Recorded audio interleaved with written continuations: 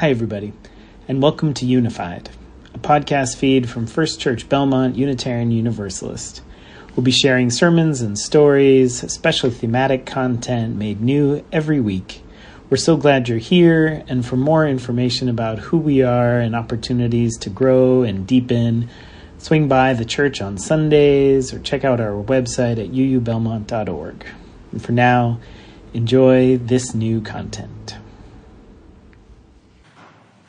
So, once upon a time, there was a teacher who sometimes dreaded those first couple days back after vacation because everybody had gotten a little bit wild, sleep patterns had gotten a little bit off kilter, and so those first few days were always a little bit hectic.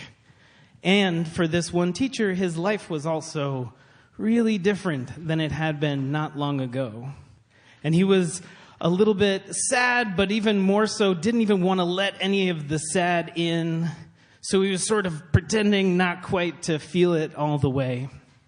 And so it was, the very first day back, recess came, and he had strengthened himself and girded himself because he knew a lot of times it got a little bit crazy at recess. And he was worried in particular for this one little girl who he really cared for quite a bit. She had really come out of her shell this last year, but still was a little bit afraid to let herself shine. You see, she was actually a really, really great singer.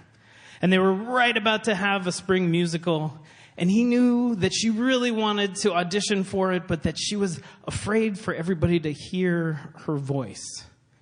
And so it was. Recess came, and they started to play that terrible, very strange game, that Red Rover game where everybody lines up and holds their arms and tries to break each other's arms and destroy each other's ligaments. It was a very strange game, and predictably, it descended into a bit of a playground fracas because somebody thought that the other person was not letting them through, and then the other person thought that they clotheslined them on one, and all of a sudden, it's just started spiraling out of control.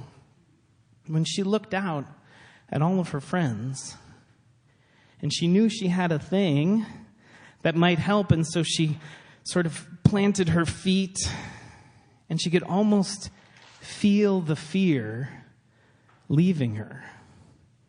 And she started to sing. And it was right after the holidays, so she started by singing, "O Holy Night."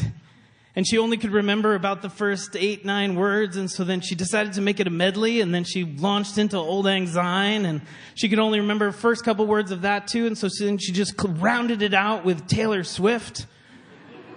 And she was singing with all of her might and all of her heart, and as soon as she opened her eyes, because she was nervous to look, everybody had stopped.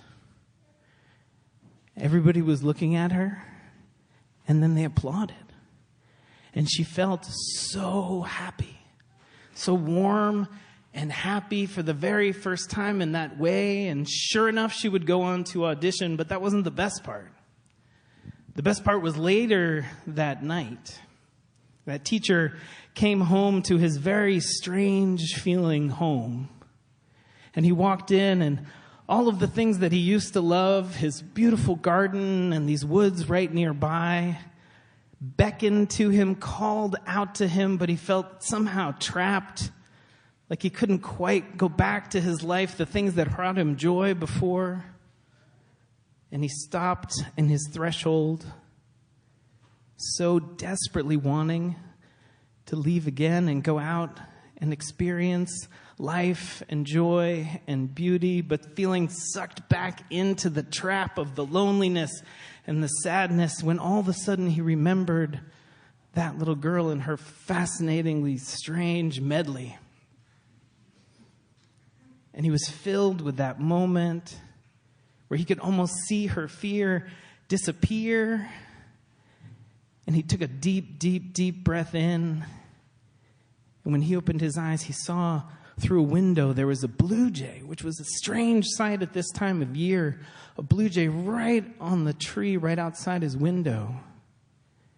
And he walked around the house and he saw Sure enough, it flew away, but then he was outside and he took a deep breath in and smelled the air and could smell the forest calling to him. And sure enough, he ran across the street and went on a hike in these beautiful paths that he had known so well. And he felt himself returning to himself, felt joy returning to him just a little bit. He came back home and could feel the glimmer of a beginning of a new pattern and a new life starting. Amen.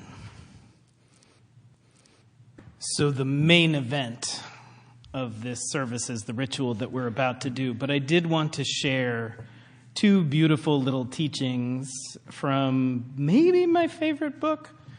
And it's actually one of the books that we'll be teaching along with a teacher friend of mine, my very first, probably you could say, spiritual teacher, the Reverend Kim Crawford Harvey, who's at the Arlington Street Church up the street.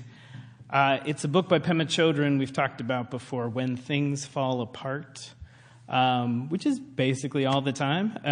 But I've found, I reached for it, if you recall, a few years ago when the pandemic began. This was the very first thing I reached for. And many times I started reading from the very beginning and have just worked my way through. So starting January 16th, third Mondays in January and February, just twice, we'll be talking about this book with Kim and me. But this is one of the teachings, and she writes, one of the classic Buddhist teachings on hope and fear concerns what are known as the 8 worldly dharmas. These are 4 pairs of opposites, 4 things we like and become attached to, 4 things we don't like and try to avoid. First, we like pleasure and we're attached to it. And then conversely, we don't like pain. Second, we like and are attached to praise, and we try to avoid criticism and blame. And third, we like and are attached to fame, and we dislike and try to avoid disgrace. Finally, we are attached to gain, to getting what we want, and we don't like losing what we have.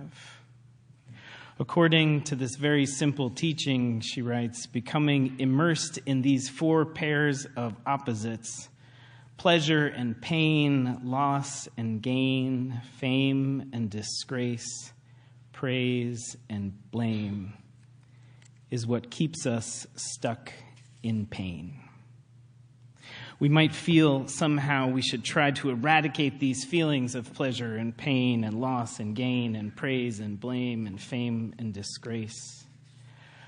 But a more practical approach would be to get to know them, to see how they hook us, to see how they color our perception of reality, see how they aren't all that solid.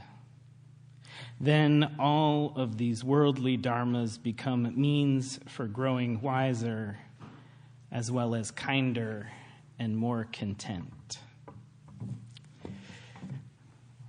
I appreciate these teachings, especially in the light of what I'm trying to let go of and what I'm trying to grow into.